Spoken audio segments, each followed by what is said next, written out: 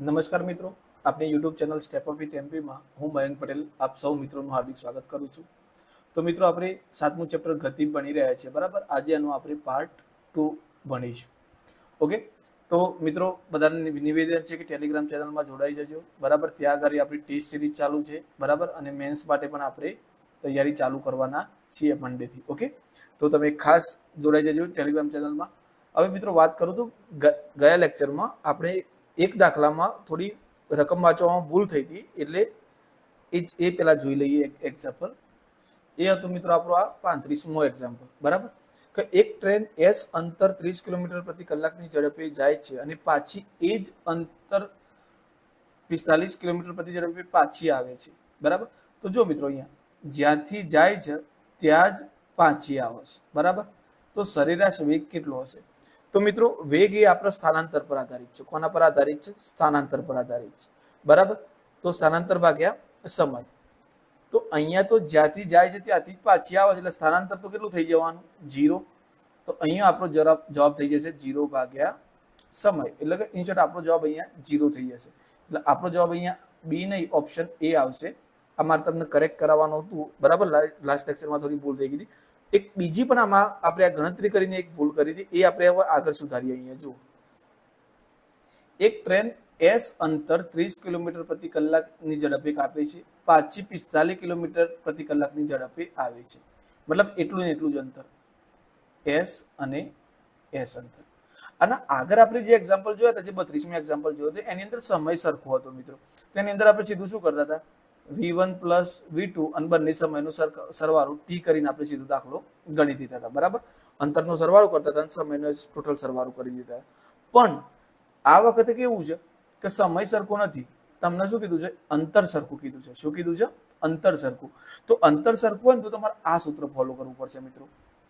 જોજો, આ સમય સરખો હોય તો, સમય સરખો હોય તો, બરાબર, અને અંતર સમાન હોય તો તમારે આ સૂત્ર વાપરવાનું. 2V1 પ્લસ V2 ભાગ્યા V1 ઇન્ટુ V2 ભાગ્યા V1 પ્લસ V2.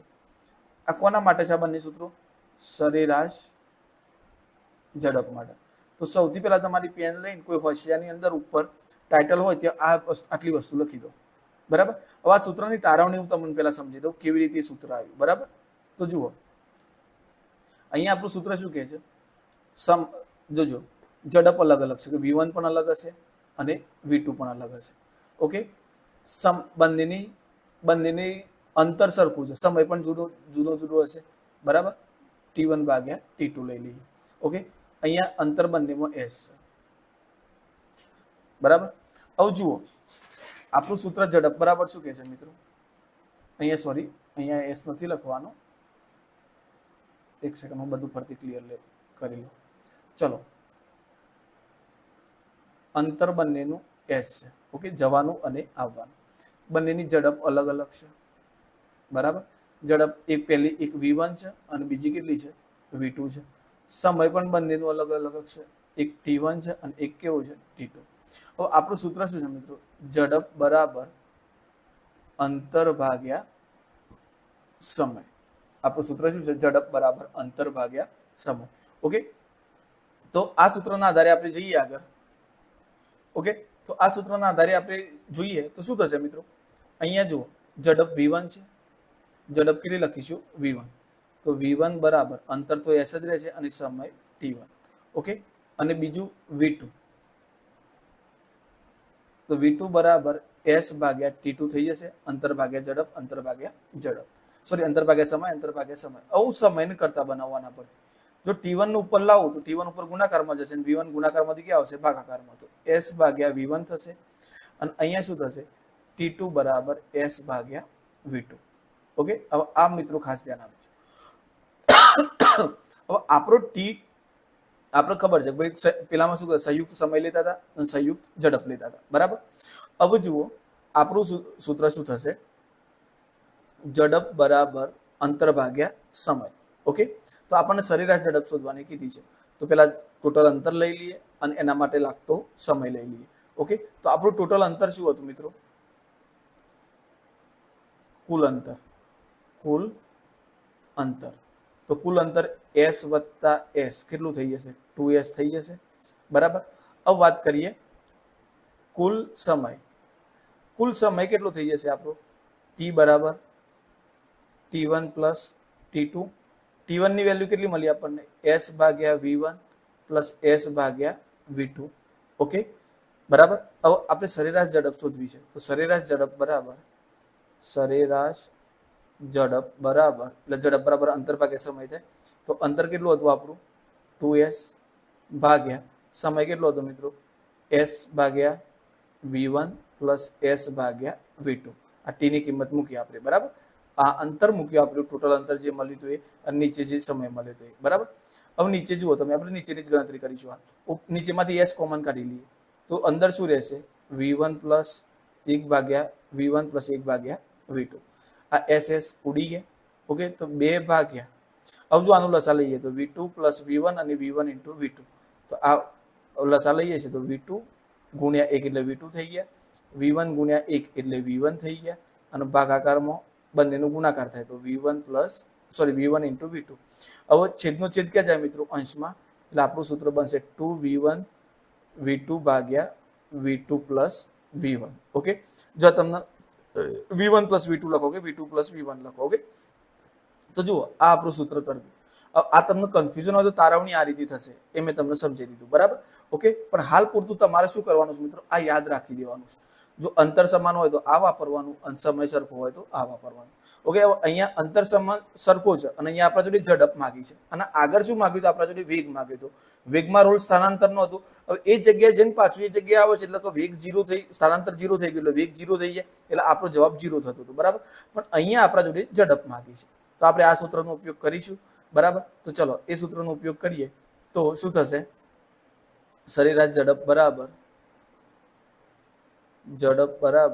2v1. તો 2v1 ની કિંમત કેટલી આપેલી છે? 30, અને v2 ની કિંમત કેટલી આપેલી છે? 45 ભાગ્યા v1 કેટલો આપેલો છે? 30 અને પ્લસ 45. ઓકે, ઉપરનો ગુણાકાર કરીએ તો 45 ગુણ્યા 2 90 થશે, એટલે 90 ગુણ્યા 30 એટલે 9 તારી 27 થઈ જશે, અને નીચે આવશે 75, બરાબર. હવે આનો મિત્રો તમે ભાગાકાર કરશો એટલે તમારો જવાબ આવશે 36. તો 36 એટલે અહીંયા આપણો જવાબ થઈ જશે ઓપ્શન બી, 36 કિલોમીટર પ્રતિ કલાક. ઓકે, આજે મેં કરાવ્યું મિત્રો, ફરીથી વખત રિવાઇન્ડ કરીને જો લો, તમારો કોન્સેપ્ટ એકદમ ક્લિયર થઈ જશે, બરાબર. ચલો તો હવે આગળ વધીએ.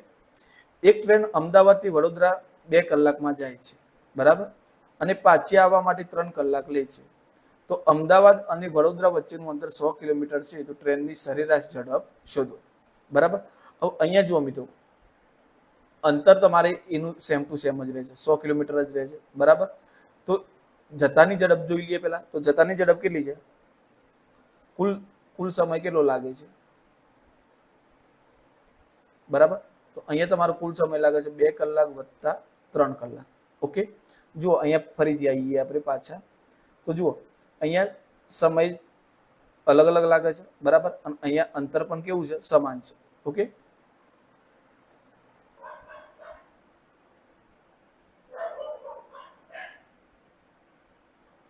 ઓકે, તો અહીંયા આપણે આ સૂત્ર વાપરી શકીએ મિત્રો, બરાબર. અંતર સમાન. ઓકે, તો 2v1 પ્લસ v2 ભાગ્યા v1 પ્લસ v2. ઓકે, એ સૂત્ર વાપરી શકીએ. પણ મિત્રો જુઓ, અહીંયા તમને v1 અને v2 આપેલું નથી. તમારામાં v1 અને v2 શોધવું હોય તો મળી જશે. કેવી રીતે? v1 શોધવું હોય તો અંતર 100 કિલોમીટર છે, ભાગ્યા સમય 2 કલાક લાગે છે, તો 50 થઈ ગઈ ઝડપ, બરાબર. v2 શોધવું હોય તો અંતર 100 કિલોમીટર છે, જવાબ 3 ભાગાકારમાં 3, તો તમે 100 ભાગ્યા 3 પણ કરી શકો, એટલે તમારો સીધો જવાબ કંઈક 33.33 આવશે. પણ અહીંયા તમારી ગણતરી કોમ્પ્લિકેટેડ થઈ જશે. તો આપણે આનું શું કરવાનું? ટોટલીમાં જ લેવાનું. ભાઈ કુલ સમય કેટલો લાગ્યો? 5 કલાક. Okay, done. કુલ અંતર કેટલું હતું? અંતર હતું 100 પ્લસ 100, કેટલું હતું? 200. અહીંયા ઝડપ આપેલી નથી મિત્રો, એટલા માટે જો ઝડપ આપેલી હોય શોધવાનું થાય તો આપણે આગળ વાળું સૂત્ર વાપરીશું, બરાબર. ઓકે, એમાં આપણને રેન્ડમલી કહી દીધું હતું કે ભાઈ અંતર SS છે, પણ ઝડપ બંનેની 45 ને 30 અલગ અલગ આપેલી હતી. અહીંયા આપણને ઝડપ આપેલી નથી, કે આપણે શોધીને કોમ્પ્લિકેટેડ બનાવવું નથી, બરાબર. તો 100 પ્લસ 100 200 થઈ ગયા. ઓકે, તો અહીંયા તમે 200 ભાગ્યા કેટલા કરશો? 5. ઓકે, 200 ભાગ્યા કેટલા કરશો? 5. એટલે તમારી અહીંયા જુઓ કુલ સમય 5 થઈ ગયો, 200 ભાગ્યા 5 કરશો એટલે 5 4 20, તમારી ઝડપ 40 આવશે. અને જો તમે આ સૂત્ર મૂકીને આ રીતે ગણતરી કરશો તો પણ તમારો જવાબ 40 જ આવશે. તમે જાતે ટ્રાય કરવો હોય તો કરી શકો છો. ઓકે, તો જો મિત્રો છતાં આમાં તમને થોડું કન્ફ્યુઝન હોય તો હું તમને એક વખત ફરીથી ક્લિયર કરી દઉં. જો તમને અહીંયા એવું આપેલું હોય કે સમાન સમય, બરાબર, અને જુદી જુદી ઝડપ, બરાબર, તો તમારે સૂત્ર વાપરવાનું થશે v1 પ્લસ v2 ભાગ્યા 2. ઓકે, ક્લિયર થઈ ગયું. જો તમને પછી ઝડપ આપેલી જ ના હોય, ઝડપ ના આપેલી હોય, બરાબર, અને જુદા જુદા સમય અને જુદા જુદા અંતર આપેલું હોય, બરાબર, કે સમાન અંતર આપેલું હોય, તો પછી તમારે આપણે હાલ જે રીત વાપરીને એ v1 પ્લસ v2 અને સમયનો સરવાળો t1 પ્લસ t2 આ રીતે સીધી ગણતરી કરી દેવાની. ઓકે, પણ જો તમને સમાન અંતર આપેલું હોય અને જુદી જુદી ઝડપ આપેલી હોય, ઓકે, તો પછી તમારું સૂત્ર વાપરવાનું થશે 2v1 ઇન્ટુ v2 ભાગ્યા v1 પ્લસ v2. ઓકે, તો તમે આટલું કોન્સેપ્ટ ક્લિયર રાખો એટલે તમને તકલીફ પડશે નહીં, બરાબર. ઓકે, હવે આગળનો પ્રશ્ન કે વેગનો એસઆઈ એકમ કયો છે? તો મિત્રો વેગનો એસઆઈ એકમ છે મીટર પ્રતિ સેકન્ડ, એટલે આપણો જવાબ થઈ જશે આ, બરાબર, મીટર સેકન્ડ ઇનવર્સ. અને જો પ્રવેગ પૂછે તો આપણો જવાબ થઈ જશે મીટર પ્રતિ સેકન્ડ સ્ક્વેર. ઓકે, આગળ વધીએ. મહેશ 70 મીટર ત્રિજ્યાના અર્ધવર્તુળાકાર પથ પર ચાલે છે. તો અર્ધવર્તુળાકાર પથ છે આ રીતનું એ અને બી, બરાબર. તો શું પૂછ્યું છે કે આની ત્રિજ્યા 70 છે, બરાબર, તો એનું સ્થાનાંતર કેટલું હશે? તો આ ત્રિજ્યા 70, તો આપણને ત્રિજ્યા 70, તો 70 પ્લસ 70 કેટલું થઈ જશે મિત્રો? 140. તો આપણો જવાબ થઈ જશે 140. પણ જો તમને અંતર પૂછ્યું હોય, અંતર પૂછ્યું તો તમારે શું કરવું પડતું? પાઈ આર, મતલબ 2 પાઈ આર ભાગ્યા 2 કરતા, એટલે અર્ધવર્તુળ છે એટલે પાઈ આર જ થતું. તો 22/7 ગુણ્યા 70 કરતા એટલે તમારે સાથે અહીંયા જવાબ થઈ જતો 220. ઓકે, ક્યારે? જ્યારે તમને શું પૂછ્યું હોત? અંતર પૂછ્યું હોત તો. પણ અહીંયા આપણને સ્થાનાંતર પૂછ્યું છે તો આપણો જવાબ થઈ જશે 140. આગળ વધીએ. નિયમિત ગતિ કરતા પદાર્થ xt આલેખનો ઢાર કઈ રાશિ દર્શાવે છે? તો જુઓ, નિયમિત ગતિ કરતા હોય મિત્રો, બરાબર, અહીંયા શું કહે છે કે નિયમિત ગતિ કરતા પદાર્થનો x એટલે કે અંતર વિરુદ્ધ સમયનો આલેખ. તો અંતર વિરુદ્ધ સમયનો આલેખ નિયમિત કરતા પદાર્થ માટે શું બતાવશે મિત્રો? ગતિ કરતા પદાર્થ માટે ઝડપ બતાવે છે. ઓકે, એ આપણે આગળ ચર્ચા કરી છે. કારનું ઓડોમીટર 200 કિલોમીટર થી 2400 કિલોમીટર, બરાબર, અને સમય કેટલા કલાક લે છે? 8 કલાક. તો કારની ઝડપ શોધો. અહીંયા ઝડપ શોધવાની છે. તો 2000 કિલોમીટર થી 2400 કિલોમીટર પહોંચી ગયું. તો 2000 થી 2400 પહોંચ્યું છે તો એનો મતલબ એને કેટલું અંતર કાપ્યું? 400 કિલોમીટર અંતર મળી ગયું. સમય કેટલો છે? 8 કલાક. તો ઝડપ બરાબર શું થાય? અંતર ભાગ્યા સમય. તો સમય 8 કલાક છે તો 8 ભાગ્યા 400 કરશો તો મિત્રો કેટલો જવાબ આવશે? 8 પંચા 40, એટલે 50 કિલોમીટરની ઝડપ થશે. આપણો જવાબ અહીંયા સોરી, આપણો જવાબ અહીંયા 50 આવશે, બરાબર. આગળ વધીએ. 10 મીટર સોરી મિત્રો, જરાક પાણી. ઓકે, તો હવે ચાલુ કરીએ. 10 મીટર પ્રતિ સેકન્ડ ઝડપે દોડતા સ્કૂટરની ઝડપ કેટલા કિલોમીટર પ્રતિ કલાકમાં પહોંચે? તો જુઓ મિત્રો, આ વખતે ઉલટું આવ્યું છે, બરાબર. મીટર પ્રતિ સેકન્ડમાંથી કિલોમીટર પ્રતિ કલાકમાં જવાનું છે. તો મેં તમને આગળ કીધું હતું ભાઈ, કિલોમીટર પ્રતિ કલાકમાંથી મીટર પ્રતિ સેકન્ડમાં જવું હોય તો શું કરવાનું? ગુણ્યા 5 ભાગ્યા 18.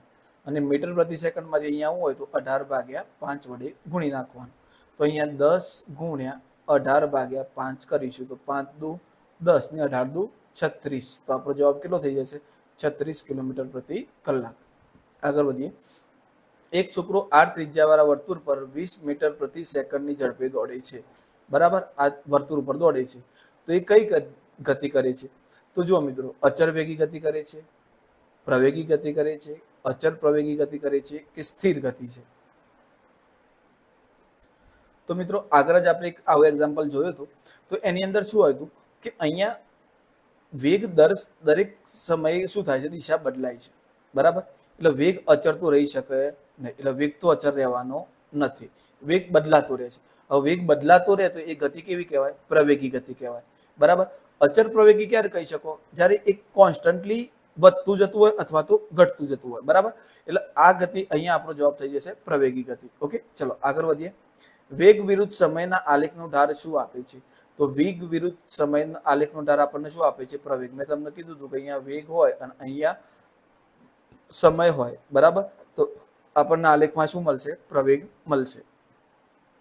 પ્રવેગનો એસઆઈ એકમ હમણાં ચર્ચા કરી, મીટર સેકન્ડની -2 ઓકે. અચર વેગથી ગતિ કરતા પદાર્થનો પ્રવેગ શું હોય? તો જુઓ, વેગ અચર જ છે, મતલબ વેગમાં કોઈ ચેન્જીસ આવતા નથી. તો વેગના ફેરફારથી જ પ્રવેગ બને છે. તો અહીંયા વેગમાં કોઈ ફેરફાર જ થતો નથી, તો પ્રવેગ તો બનવાનો જ નથી. તો આપણો જવાબ શું થઈ જશે? 0. બરાબર. આગળ વધીએ. એક પદાર્થ પહેલા 4 સેકન્ડમાં 25 મીટર અને આગળના 6 સેકન્ડમાં 50 મીટર અંતર કાપે છે, તો સરેરાશ ઝડપ કેટલી? તો જુઓ મિત્રો, અહીંયા સમય પણ જુદો જુદો આપેલો છે અને અંતર પણ જુદો જુદો આપેલું છે. તો આપણે મેં તમને સૂત્ર પેલું સમજાવ્યું હતું કે બંને અલગ અલગ હોય, અંતર પણ અલગ અલગ હોય અને સમય પણ અલગ અલગ હોય. તો બંને અંતરનો સરવાળો કરી દેવાનો, બરાબર, અને બંને સમયનો સરવાળો કરી દેવાનો, બરાબર. અહીંયા 6s, તો 25 ને 50 કેટલા થઈ જશે? 75, બરાબર. અને નીચે કેટલા થઈ જશે? 10. તો આપણો જવાબ થઈ જશે 7.5. તો આપણો જવાબ થઈ જશે ઓપ્શન સી. આગળ વધીએ. અંતર સમય આલેખનો ઢાળ શું દર્શાવે છે? તો અંતર અને સમયનો આલેખનો ઢાળ તમારે શું બતાવે છે? ઝડપ હોય તો ઝડપ અને વેગ હોય તો વેગ. એ આપણે આગળ ઝડપ હતો ઓપ્શનમાં, તો ઝડપ લખીએ. તો અહીંયા વેગ છે, તો શું લખીશું? વેગ. જો અંતર સમયનો આલેખ અર્ધ પરવલયાકાર હોય, બરાબર, તો એ ગતિ કઈ હશે? ઓકે, તો જુઓ અહીંયા અર્ધ પરવલયાકાર એટલે ગમે તે હોય, આ રીતે હોય, વક્રાકાર હોય, પરવલયાકાર હોય કે આ રીતનો હોય, ગમે તે રીતનો હોય, બરાબર. તો એ ગતિ કેવી દર્શાવશે મિત્રો? તો આમાં આપણે આગળ એક આલેખ પણ આવું પણ જોયું હતું કે જેમાં આ રીતનું હતું, બરાબર. તો આમાં થતું હતું શું મિત્રો? આ એક રીતે અર્ધ પરવલયાકાર કહેવાશે, બરાબર. તો આમાં થતું હતું શું કે ધીમે ધીમે વેગ એક નિશ્ચિત પ્રમાણમાં વધતો હતો. વેગ નિશ્ચિત પ્રમાણમાં વધતો હતો એટલે વેગમાં ફેરફાર થતો હતો. એટલે અચર વેગી તો આવશે નહીં, નિયમિત પણ નહીં આવે. હવે વેગમાં ફેરફાર થાય છે એટલે પ્રવેગ ધીમે ધીમે ધીમે વધતો જાય છે, બરાબર. મતલબ પ્રવેગનું મૂલ્ય એક નિશ્ચિત આગળ વધે છે, અચર રહેશે પ્રવેગ. ઓકે, સોરી, વેગનું મૂલ્ય વધતું જશે એટલે પ્રવેગ કેવો રહેશે? અચર. પ્રવેગ મળશે ખરો, વેગમાં ફેરફાર થાય છે એટલે પ્રવેગ મળવાનો, પણ એ વેગ બદલાતો રહેશે, પ્રવેગમાં કઈ ફેરફાર પડશે નહીં. પ્રવેગ કેવો રહેશે? અચર, કારણ કે વેગ નિશ્ચિત માત્રામાં જ બદલાતો રહેશે. એટલે અહીંયા આપણો જવાબ આવશે અચર પ્રવેગી. ઓકે, આગળ વધીએ. બસનો વેગ 10 મીટર પ્રતિ સેકન્ડથી 18 મીટર પ્રતિ સેકન્ડ થાય છે 2 સેકન્ડમાં, તો પ્રવેગ કેટલો હશે? તો જુઓ, પ્રારંભિક વેગ કેટલો હતો? 10, અંતિમ વેગ કેટલો હતો? 18, અને સમય કેટલો છે? ટી. તો વેગ બરાબર v - u ભાગ્યા ટી, સોરી, પ્રવેગ બરાબર, તો 18 - 10 ભાગ્યા કેટલા થઈ જશે? 2. તો 8 ભાગ્યા 2, તો આપણો જવાબ થઈ જશે 4. તો 4 મીટર પ્રતિ સેકન્ડ સ્ક્વેર. આગળ વધીએ. જો સ્થાનાંતરનો સમયનો વર્ગના સમપ્રમાણમાં હોય તો તે કેવી ગતિ થાય? તો મિત્રો મેં તમને શરૂઆતમાં જ કીધી હતી, સ્થાનાંતર એટલે કે અંતર કોના? ટી સ્ક્વેરના સમપ્રમાણમાં હોય તો આગળ આની ચર્ચા કરી હતી આપણે. એ કેવી ગતિ થશે? અચર પ્રવેગી. આગળ વધીએ. 400 મીટર પરિઘવાળા વર્તુળ પર એક ચક્કર પછી સ્થાનાંતર કેટલું થાય? તો 400 મીટરની ટ્રેક હોય તો આ તો ઉદાહરણ જોઈ લીધા. અંતર પૂછે તો 400, સ્થાનાંતર પૂછે તો કેટલું થઈ જશે? 0. એક સ્કૂટર 36 કિલોમીટર પ્રતિ કલાકની ઝડપે બ્રેક માર્યા બાદ 10 સેકન્ડમાં સ્થિર થાય છે, તો પ્રવેગ કેટલો? હવે જો મિત્રો, અહીંયા આપણે ઉતાવળ કરી દઈએ. જુઓ, પ્રારંભિક વેગ કેટલો છે? u, 36 કિલોમીટર પ્રતિ કલાક. અંતિમ વેગ એટલે સ્કૂટર ઊભું જ થઈ જાય છે, સ્થિર થઈ જાય છે, એટલે અંતિમ વેગ કેટલો થઈ ગયો? 0. ગતિમાં હતું, હવે ત્યાંથી બ્રેક મારવાની ચાલુ કરી એટલે પ્રારંભિક વેગ 36 ગણાશે, ઊભું રહ્યું એટલે અંતિમ વેગ કેટલો ગણાશે? 0.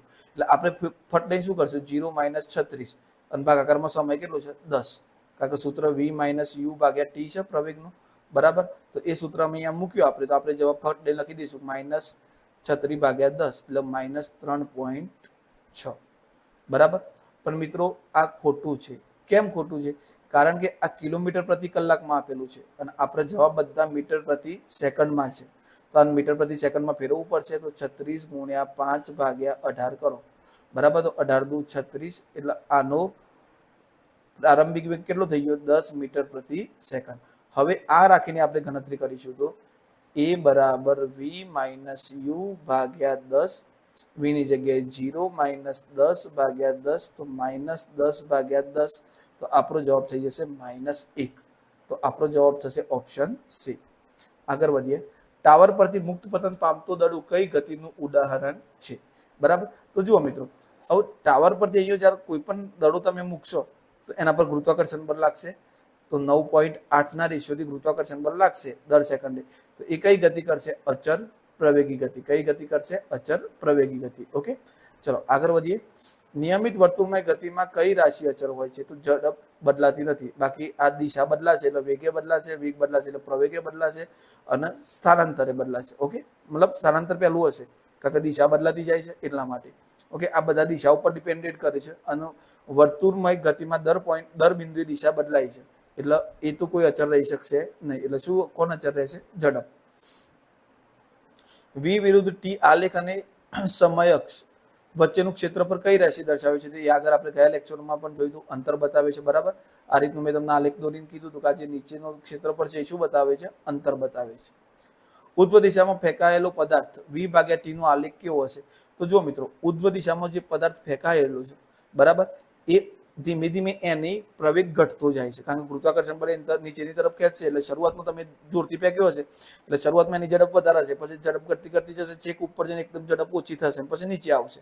તો આપણે તો અહીંયા જોવાનું છે આ રીતે, તો અહીંયા ઝડપ વધારે હશે ને અહીંયા ઝડપ ઓછી હશે. એટલે પ્રારંભિક ઝડપ વધારે હશે અને અંતિમ ઝડપ કેવી હશે? ઓછી. એટલે તમને એનો આલેખ કેવો મળશે? પ્રારંભિકમાં બહુ વધારે મળશે અને પછી આવતા આવતા ધીમે કેવું થઈ જશે? ઓછું. એટલે ઋણ ઢારવાળી સુરેખા મળશે. એટલે આપણો જવાબ થઈ જશે ઓપ્શન બી. આગળ વધીએ. વી વિરુદ્ધ ટી નો આલેખ સુરેખ અને ઋણ ઢાળ ધરાવે તો એ ગતિ કઈ હશે? તો આપણે હાલ જ વાત કરી, એક ગતિ કેવી હશે મિત્રો? નીચેની તરફ આવી રહ્યું છે એટલે વધારે પ્રવેગથી ઓછો પ્રવેગ થાય છે એટલે એ ઋણ ઢાળવાળી કેવી થઈ જશે? પ્રતિપ્રવેગી. કેવી થઈ જશે? પ્રતિપ્રવેગી. ઓકે, અને આપણે આગળ પણ એક ઉદાહરણમાં જોયું હતું કે આ રીતનું હોય તો એક છે જે આ નીચેની તરફ આવે છે એ કેવી કહેવાશે? પ્રતિપ્રવેગી, અને ઉપરની તરફ જશે એને પ્રવેગી કહેવાશે. આગળ જોઈએ. કારની ઝડપ દર 5 મિનિટે 5 કિલોમીટર પ્રતિ કલાક જેટલી વધે છે તો કઈ રાશિ અચળ રહેશે?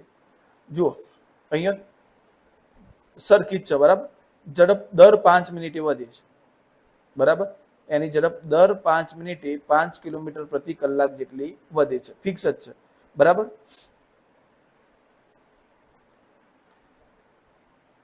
તો મિત્રો અહીંયા જુઓ, દર 5 મિનિટે એટલે અહીંયા તમારો વેગ ફિક્સ જ છે બરાબર, દર 5 મિનિટે 5 કિલોમીટર પ્રતિ કલાક જેટલી વધે છે એટલે વેગમાં ફેરફાર નક્કી છે બરાબર. વેગમાં જે ફેરફાર થાય છે એ દર વખતે સરખો છે બરાબર. વેગમાં જે ફેરફાર થાય એનાથી શું બને? વેગમાં ફેરફારથી શું બને? પ્રવેગ બને બરાબર. એ આપણું ક્લિયર છે. હવે વેગમાં ફેરફાર ફિક્સ જ છે કે ભાઈ દર 5 મિનિટે 5 કિલોમીટર ઝડપ વધશે, હજુ વધશે બરાબર. એટલે એકદમથી કોઈ પ્રવેગમાં કોઈ ફેરફાર આવશે નહીં કારણ કે વેગનો ફેરફાર વધતો જાય છે એટલે પ્રવેગમાં તો નિયત એટલું જ રહેવાનું બરાબર, કારણ કે વેગના ફેરફારથી જ પ્રવેગ બનવાનો છે. દર વખત ફેરફાર સરખો છે એટલે પ્રવેગ તો એટલો ને એટલો જ રહેશે એટલે પ્રવેગ કેવો રહેશે? અચળ રહેશે. કેવો રહેશે? અચળ. હાલ આપણે જેમ ગુરુત્વાકર્ષણ બળના ઉદાહરણમાં જોઈએ કે પહેલા 1 મીટર 9.8 મીટર પ્રતિ સેકન્ડની પેલી ઝડપથી આવશે, ફરીથી 9.8, ફરીથી 9.8, એટલે એ રીતની ઝડપ દરેક વખતે 9.8 વધતી જશે બરાબર. તો એ એટલા માટે પ્રવેગ કેવો રહેશે? અચળ. એટલા માટે એમાં પણ અચળ પ્રવેગી જવાબ આવતો હતો અને આમાં પણ રાશિ પ્રવેગ કેવી રહેશે? અચળ. સ્પીડોમીટર શું માપે છે? તો સ્પીડોમીટર ઝડપ માપે છે બરાબર. ઓકે, આગળ જોઈએ. કારની ઝડપ 25 મીટર પ્રતિ સેકન્ડથી 10 મીટર પ્રતિ સેકન્ડ થાય તો શરૂઆતમાં u બરાબર 25, v બરાબર 10 અને t બરાબર 5. તો આ ગતિ કઈ છે? ઓકે, તો જુઓ, શરૂઆત કરતા અંતિમમાં જતા જતા ઘટી છે તો એ ગતિ કેવી કહેવાશે? પહેલા તો વેગમાં ફેરફાર થાય છે, ઝડપમાં ફેરફાર એટલે વેગમાં ફેરફાર થાય છે એટલે આ પ્રવેગ છે એ તો નક્કી થઈ ગયું બરાબર. અને આગળ જતા ઘટે છે તો એ કેવી કહેવાશે? પ્રતિપ્રવેગી કહેવાશે. કેવી કહેવાશે? પ્રતિપ્રવેગી. વી વિરુદ્ધ ટી નો આલેખ સુરેખ અને ઋણ ઢાળ દર્શાવે તો પ્રતિપ્રવેગી, હમણાં ચર્ચા કરી બરાબર આપણે. આગળ અંતર સમયનો આલેખ સીધી રેખા હોય તો કઈ ગતિ છે? તો જુઓ, અંતર અને સમયનો આલેખ સીધી રેખા હોય તો એ કેવી ગતિ કહેવાશે મિત્રો? તો એ આપણી નિયમિત ગતિ કહેવાશે. કેવી ગતિ કહેવાશે? નિયમિત ગતિ. અને જો આ રીતે અંતર સમાંતર હશે તો એ સ્થિરમાં આવશે. આગળ જોઈએ. અહીંયા જુઓ, હું તમને સમજાવી દઉં, એક સેકન્ડ, થોડો સાઈડમાં આવી ગયો. ઓકે, હવે જરાક પેનનો કલર બદલી નાખીએ. હવે અહીંયા જુઓ મિત્રો, સમય સાથે અંતરમાં કોઈ ફેરફાર થતો નથી, અંતર એટલું ને એટલું જ રહે છે. તો આ અવસ્થા કોણ કેવી થઈ? સ્થિર અવસ્થા. કેવી થઈ ગઈ? સ્થિર. બરાબર. અહીંયા સમય સાથે અંતર બદલાતું જાય છે, એટલે આ કેવી થઈ ગઈ? નિયમિત ગતિ. ફિક્સ છે કે ભાઈ આટલું અંતર બદલાશે. ઓકે, નિયમિત ગતિ. અને અહીંયા પણ આ જોજો, આ ગ્રાફ અંતર વિરુદ્ધ સમયનો છે મિત્રો. આવો વેગ, આ જ ગ્રાફ જો વેગ વિરુદ્ધ સમયનો હશે તો આ અચર વેગી ગતિ થઈ જશે. બરાબર. ઓકે, હવે અહીંયા જુઓ તમે, અહીંયા અંતર વિરુદ્ધ સમય છે. બરાબર. એટલે અહીંયા વેગમાં થોડો વેગમાં ફેરફાર થાય છે, વેગમાં ફેરફાર થઈ જશે તો આ કેવી ગતિ થઈ જશે? પ્રવેગી ગતિ થઈ જશે. કેવી ગતિ થઈ જશે? પ્રવેગી. એટલે આ આલેખ તમે દોરી નોટ ડાઉન કરી રાખજો. ચલો ફરીથી પેનનો કલર ચેન્જ કરી લો મિત્રો. ઓકે, ચલો આગળ વધીએ. સરેરાશ ઝડપ શૂન્ય હોઈ શકે? તો મિત્રો સરેરાશ ઝડપ ક્યારેય શૂન્ય હોઈ શકે નહીં. કેમ ના હોઈ શકે? કારણ કે ઝડપ મળે છે કોના લીધે? અંતર ભાગ્યા સમયના લીધે. બરાબર. હવે આપણે જ જોયું કે અંતર તો ક્યારેય શૂન્ય ના હોઈ શકે. સ્થાનાંતર શૂન્ય હોઈ શકે પણ અંતર ક્યારેય શૂન્ય હોઈ શકે નહીં. તો પછી આ પણ શક્ય નથી. ઝડપ ક્યારેય તમને શૂન્ય મળશે નહીં. આગળ વધીએ. ટ્રેન 1 મિનિટમાં 30 મીટર પ્રતિ સેકન્ડનો વેગ મેળવી તો પ્રવેગ કેટલો? તો જુઓ, 1 મિનિટમાં આટલો વેગ મેળવી લે છે. 1 મિનિટમાં કેટલા સેકન્ડ હોય? 60 સેકન્ડ હોય. બરાબર. આ વેગ મેળવ્યો ત્યાં સુધી, એટલે આ અંતિમ વેગ થયો. પ્રારંભિક વેગ મતલબ સ્થિર હશે ટ્રેન, પછી જ વેગ પકડવાની છે. એટલે પ્રારંભિક વેગ કેટલો લઈ લેવાનો? 0. બરાબર. ઓકે, તો આપણું સૂત્ર એ બરાબર v માઇનસ યુ ભાગ્યા સમય t. ઓકે, તો 1 મિનિટમાં કેટલા સેકન્ડ હોય મિત્રો? 60 સેકન્ડ હોય. કેટલા સેકન્ડ હોય? 60. તો અહીંયા જુઓ, હવે v ની વાત કરું તો v આપણો કેટલો છે? બરાબર, સોરી, v અહીંયા આપણો મિત્રો 30 મીટર પ્રતિ સેકન્ડ છે. બરાબર. તો v આપણો અહીંયા છે 30 ની, કારણ કે 30 ની ઝડપ પકડે છે ને એટલા માટે. માઇનસ શરૂઆત સ્થિર હતી એટલે 0 આવી ગયો. t કેટલો આવ્યો? 60. તો 30 ભાગ્યા 60 કરીશું એટલે 0.5. એટલે આપણો જવાબ થઈ જશે 0.5 મીટર સેકન્ડ સ્ક્વેર. આગળ વધીએ. અંતર બદલાવના દરને શું કહે છે? તો અંતર જે બદલાય એને શું કહેવાય મિત્રો? ઝડપ. સમય સાથે અંતર બદલાતું જાય એટલે આપણે એને શું કહીએ છીએ? ઝડપ કહીએ છીએ. પ્રતિ પ્રવેગી ગતિનું ઉદાહરણ તો આપણે શરૂઆતની સ્લાઇડમાં જોયું હતું, ગયા લેક્ચરમાં, બ્રેક મારતી કાર. ઓકે, ઝડપ પરથી કાર એ પ્રવેગીનું ઉદાહરણ છે. બરાબર. આગળ છે પ્રવેગ શું છે? તો વેગનો ફેરફાર ભાગ્યા સમય. આપણે લઈએ છીએ ને સૂત્ર v માઇનસ યુ, અંતિમ વેગ માઇનસ પ્રારંભિક વેગ ભાગ્યા સમય. બરાબર. ઓકે, તો એ આપણો વેગનો ફેરફાર ભાગ્યા સમય. ઓપ્શન એ આપણો જવાબ થશે. આગળ વધીએ. v વિરુદ્ધ t આલેખથી કઈ બે રાશિ મળે છે? તો v વિરુદ્ધ t એટલે વેગ અને સમય. બરાબર. તો એનાથી આપણને શું મળે છે? કઈ બે વસ્તુઓ મળે છે? તો જુઓ મિત્રો, એક તો આપણને પહેલા તો વેગ વિરુદ્ધ સમયથી શું મળે છે? પ્રવેગ મળે છે. બરાબર. અને પ્રવેગના નીચેના ભાગમાં જે ક્ષેત્રફળ રચાય છે એનાથી આપણને શું મળે છે? અંતર મળે છે. બરાબર. એક પ્રવેગ મળે છે અને બીજું શું મળે છે? અંતર. તો આપણો જવાબ થઈ જશે ઓપ્શન એ. આગળ વધીએ.